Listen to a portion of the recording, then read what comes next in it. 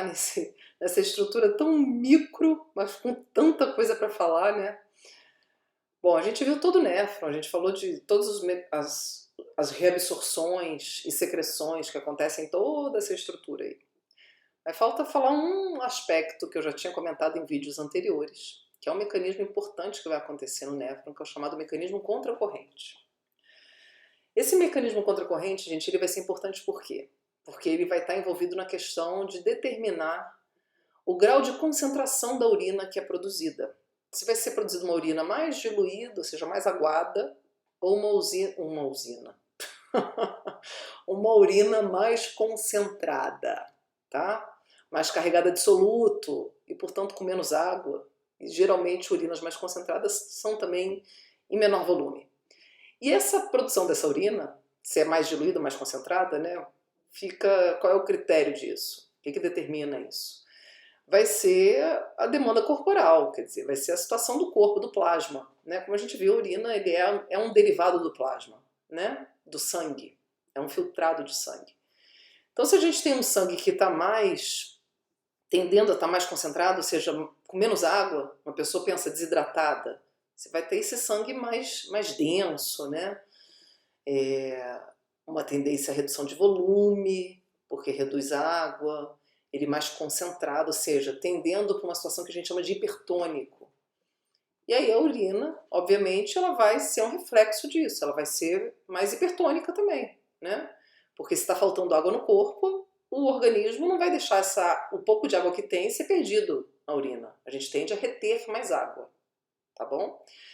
E a mesma coisa ao contrário, se a gente tem muita água no organismo, uma superidratação, a gente tende a ter aumento do volume sanguíneo e tende a ter uma diluição desse sangue, ou seja, ele tende a ficar mais hipotônico, ou seja, menos concentrado. A urina também vai ser mais aguada, mais carregada de água, né, e menos concentrada também, né, mais hipotônica. Então, a urina, na realidade, ela é um derivado, como a gente falou, do sangue, e ela acaba refletindo muito o sangue, né? Tanto em concentração como em outras coisas também, né? Em termos de pH, por exemplo, se a gente tem o sangue tendendo a uma acidose, a urina fica mais ácida para tentar compensar. Então é a nossa via de escape, ou de retenção quando está faltando, ou de jogar fora o que está sobrando. Então esse mecanismo contracorrente ele vai acontecer mais precisamente nessa região do néfron, que é reta, que a gente chama, lembra, de alça de Henle, que vem descendo, atinge a porção medular do rim e depois ela sobe novamente. Essa conformação, esse formato da alça de Henle, a gente vai ter basicamente o seguinte, ó, dois segmentos que são paralelos, que estão um em frente ao outro, né, onde num lado o filtrado desce e no outro o filtrado sobe. Beleza. Mas qual é a principal diferença que a gente vai ter de um lado para o outro? Então o fato de eles serem paralelos é muito interessante e eles se complementam em termos funcionais. Porque do lado que desce, a gente tem reabsorção de água. Muita água é reabsorvida aqui no segmento fino descendente da alça de Henle. A gente vai ter basicamente e unicamente reabsorção de água. 20% da água presente no filtrado glomerular vão ser reabsorvidas nesse segmento. A gente viu isso. E do outro lado, a gente tem todo um segmento impermeável à água. Toda a porção do néfron ascendente, a gente não tem reabsorção de água. E na porção espessa da alça de Henle, a gente vai ter aquele super mega transportador de soluto, de partícula. Então, vocês estão vendo que existe uma complementação funcional? De um lado reabsorve solvente, do outro reabsorve soluto, tá? Sendo que a gente tem que inverter um pouco a ordem disso, né? A gente viu nessa ordem, seguindo o fluxo do filtrado. Nessa região, o que acontece? Se eu tenho grande reabsorção de partículas do lado ascendente, eu vou ter um carregamento maior de partículas aonde? No interstício.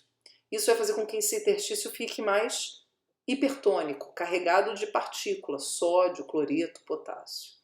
E isso vai fazer com que a água que esteja passando aqui no segmento ascendente, ela vá para o interstício por osmose. A gente aumenta essa força osmótica intersticial, tá? Então, existe uma complementação.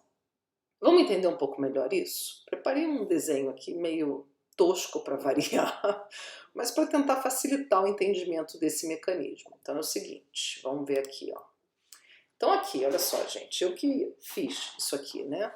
Então só para ilustrar, não botei fino nem espesso, não fiz essa diferenciação porque também já é demais para minha habilidade aqui, né? Se fosse num quadro, à mão eu faria, mas aqui fica mais difícil. Eu até tentei, mas não deu muito certo, ficou horrível. Então olha só, o que está em azul aqui é o túbulo, né? Alça de Henle, descendente a ascendente, tá? Vamos pensar assim, não necessariamente fino e espesso, a gente sabe que o que está descendo aqui é fino, aí sobe o fino e depois que fica espesso, beleza. Aqui no meio, no espaço, eu tenho interstício. E aqui eu tenho capilar. A gente viu no desenho anterior, eu acho que eu vou até voltar aqui, olha só, que a gente tem aquela rede de capilares que envolve todo o sistema de túbulos que a gente chama de capilar peritubular. Nessa porção da alça de Henle, a gente tem um vaso que desce, tá vendo? Essa rede de capilar tem um vaso que desce, depois outro que sobe. Então a gente vê o seguinte, primeira coisa, que o fluxo sanguíneo aqui é contrário, o sentido, do fluxo que a gente tem aqui do túbulo, do fluxo do filtrado dentro do túbulo. Isso vai ser importante. E aí a presença desse vaso, que a gente chama de vaso reto, vai ser fundamental para todo esse processo, tá? Então vamos voltar lá no meu desenho. Então é o seguinte, então eu tenho o túbulo, né, o lúmen tubular, o espaço do capilar peritubular, então aqui é o capilar peritubular, precisamente esse vaso reto, que vai passar aqui com a mesma conformação do túbulo praticamente. Aquele desenho que estava passando por fora, que eu botei por dentro, para ficar mais fácil de entender essa dinâmica de troca que a gente vai ter acontecendo aí. E aqui a gente tem o interstício, tá? E aqui interstício também. Os espaços aqui é tudo interstício. Então a gente sabe que existe uma dinâmica importante de troca de fluidos aqui entre esses três espaços, né? Túbulo, interstício e capilar, ok? Bom, vamos seguir então. Então vamos lá, tirar essas informações daqui para botar outras coisas. É o seguinte, gente. Então a gente tem o filtrado glomerular, FG, filtrado glomerular, percorrendo o túbulo. Beleza. Aí a gente sabe que esse filtrado, ele vai chegar aqui na alça de Henle segmento fino com uma osmolaridade de 300 miliosmolar por litro. O que significa isso? A osmolaridade do plasma, olha só, é 300 miliosmolar por litro. Então, ele chega na alça de Henle numa concentração idêntica do plasma, ou seja, isotônico, né? Ou isosmótico, aqui no caso, com a mesma osmolaridade. Então, a gente vai ter ele chegando nesse segmento assim. Por quê, gente? Porque lá no túbulo proximal, que vem antes, a gente tem reabsorção de soluto e de solvente. A gente tem reabsorção de íons, eletrólitos, glicose, aminoácido, aquele monte de coisa, e água também, que a gente vai ter via paracelular, ok? Então a gente tem uma osmolaridade equilibrada entre túbulo e sangue, beleza. E aqui os valores de referência, né? Se essa osmolaridade ela cai, ela fica menor que 300, a gente diz que o líquido, a solução, o meio, ele está hiposmótico. Se fica maior que 300, hiperosmótico, tá? Então nosso referencial é sempre o plasma. Então em relação ao plasma, né? Então vamos lá. Então a gente vai ter o seguinte, ó, esse filtrado vai percorrendo a alça e a gente sabe que nesse segmento ascendente a gente tem grande reabsorção de água via paracelular, né? Então a água vai sendo reabsorvida. Então vamos primeiro fazer uma abordagem daquilo que a gente já viu em vídeos anteriores, para daí a gente virar um pouquinho a forma de enxergar isso aqui. Vamos ver. Então a água vai sendo reabsorvida, passa, né, sai do túbulo, passa para o interstício e vem para o capilar. Beleza. Aí mais água é removida daí, né, desse espaço. A gente sabe que só tem reabsorção de água no segmento fino, porque as células são finas, são pavimentosas, não tem muitos transportadores, então a gente não tem como ter reabsorção de partícula de soluto, que depende muito de transportador. Então a gente vai tendo essa grande remoção de água. O que vai acontecendo com essa osmolaridade, gente? Se eu estou tirando água, eu vou deixando esse líquido aqui dentro, que é o filtrado, mais concentrado, mais carregado de soluto. Ou seja, ele vai ficando com osmolaridade maior, ó. Essa osmolaridade ela vai aumentando. E aí eu vou tendo mais reabsorção de água, né? Então a água vai sair do túbulo e vai pro sangue, né? Então passa pelo interstício e depois sangue, beleza. Aí o que acontece com essa osmolaridade? Aumenta ainda mais. Quanto mais água eu tiro, mais a osmolaridade aumenta, tá? Então a osmolaridade ela tá relacionada diretamente com a questão do chamado balanço hidroeletrolítico ou equilíbrio hidroeletrolítico, quer dizer, água e eletrólitos. Aqui eu estou tirando a água, o componente água, então os eletrólitos eles estão ficando mais concentrados, portanto menos diluídos. Ok. E aí mais água vai saindo, né, até eu chegar ali na porção final do ramo descendente da alça de Henle, onde eu atinjo uma osmolaridade máxima de 1.200 miliosmolar por litro, tá bom? Então super concentrado, um líquido hipertônico. Ok, aí a gente vai ter esse filtrado subindo agora, né? Ramo ascendente. A gente sabe que tem uma porção ainda fina, onde a gente não tem reabsorção, e depois começa o espesso. Aqui vamos imaginar que a gente já vai cair, vamos ignorar essa porção fina sem reabsorção, vamos já cair no espesso para facilitar, tá? A visualização. Porque geralmente esse segmento fino ascendente, ele é bem curtinho. Então a gente não tem transportadores lá e esse segmento chegou aqui, parou a água não vai ser mais reabsorvida, as células bem grudadas umas nas outras, não tem passagem via paracelular, então a gente só vai ter transporte através de transportador, portanto transporte só de soluto.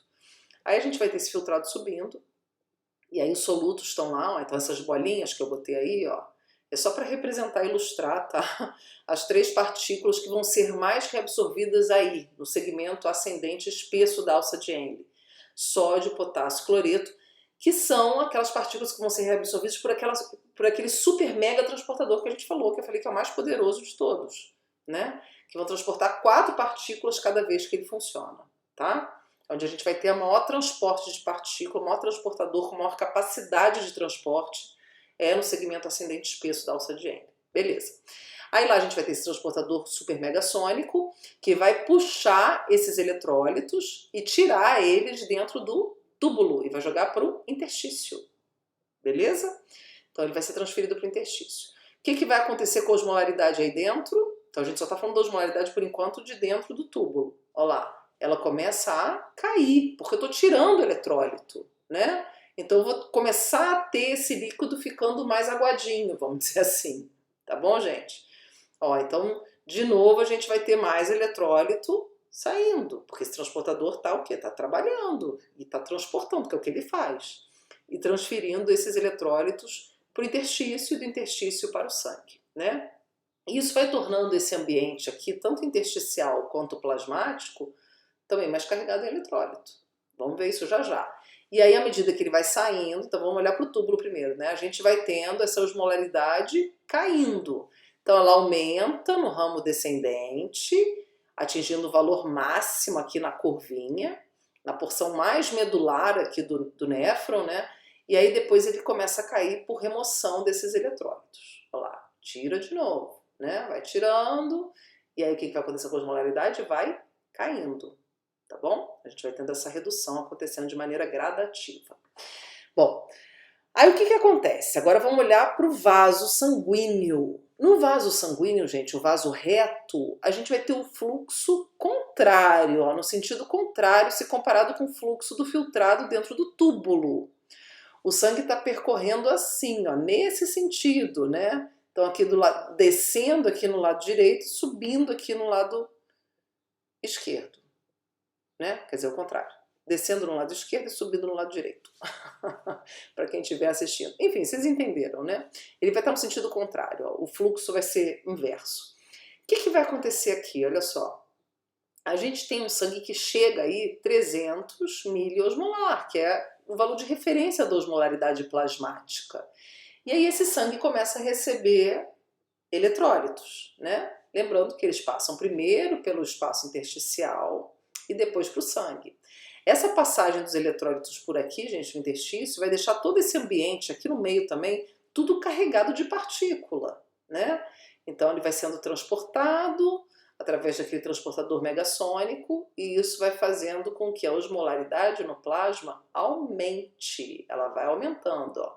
Enquanto lá no túbulo ela vai diminuindo, aqui ela vai aumentando, porque ele vai recebendo esses eletrólitos. E aí o que vai acontecer? Até atingir o valor de equilíbrio aqui com o túbulo, ó.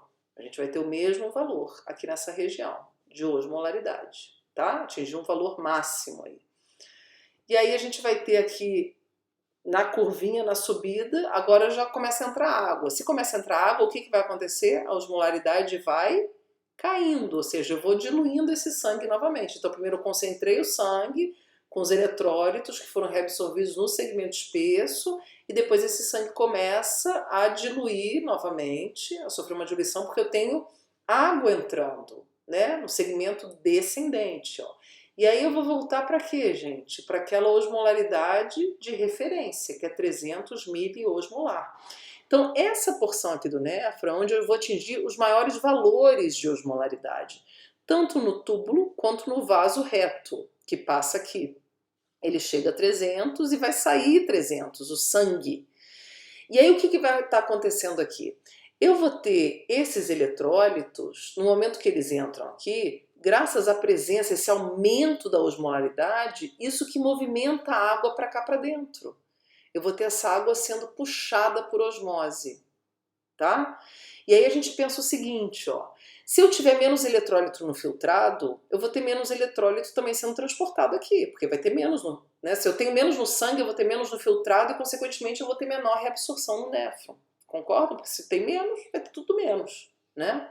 E aí, consequentemente, eu vou ter menos reabsorção de quê? De água, né? A água vai ser menos movimentada para lá, tá bom? Se eu tenho carregamento de eletrólito, quer dizer, a água ela vai ser desprezada, né? Ela vai ser jogada fora, porque se eu tenho menos eletrólito no sangue, significa que esse sangue está tendendo a ficar mais diluído. Então eu preciso jogar esse excedente de água fora, então reabsorve menos água, deixa a água mais presa aqui no túbulo. Agora, se eu tenho um excedente de eletrólito, um excesso de sal, se a gente come muito sal e tudo mais, isso vai se refletir no filtrado glomerular. E, consequentemente, eu vou ter maior reabsorção desse material aqui. Isso vai fazer com que mais água também seja reabsorvida. E, consequentemente, eu tenho mais retenção de água no organismo, para não deixar a osmolaridade plasmática subir. Então, vocês estão entendendo que isso determina não só a concentração da urina, mas também a concentração do próprio plasma, esse mecanismo, ele vai ser importante, e acontece nessa região.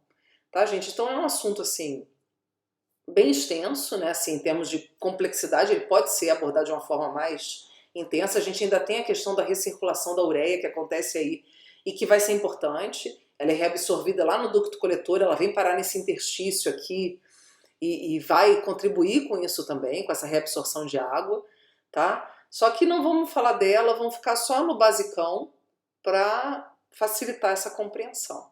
Então a gente chama de contracorrente justamente por isso, ó, porque eu tenho um fluxo do filtrado num sentido e o outro dentro do sangue no outro, o sangue circulando num outro sentido. E ele é chamado também de multiplicador contracorrente porque a gente vai tendo esse aumento gradual. Aí eu resolvi fazer uma abordagem mais geral para vocês entenderem essa correlação. Então esse desenho de alça, onde a gente tem os dois segmentos paralelos, num reabsorve água e no outro soluto, eles se complementam, tá? Aí a gente tem que olhar para entender esse mecanismo ao contrário, não seguindo o fluxo do filtrado, mas seguindo o fluxo do sangue, né? A reabsorção dessas partículas é que vão fazer com que essa água seja reabsorvida no segmento fino, descendente. E um ponto interessante também é o seguinte, para a gente fechar. Lembra que eu comentei com vocês da furosemida, que é o diurético de alça, né, considerado o mais potente, porque ele bloqueia a reabsorção dessas partículas. Pois é. Aí aqui a gente consegue entender bem esse efeito diurético dela. Ó. Se eu impeço que essas partículas venham para o sangue, isso aqui vai acabar diminuindo essa retenção de água no segmento descendente, porque eu vou ter menos partícula produzindo osmose dessa água. Beleza? Bom, gente, então a gente fica por aqui. E aí a gente se vê no próximo vídeo com mais coisas de rim, ainda falando do sistema urinário. Até mais!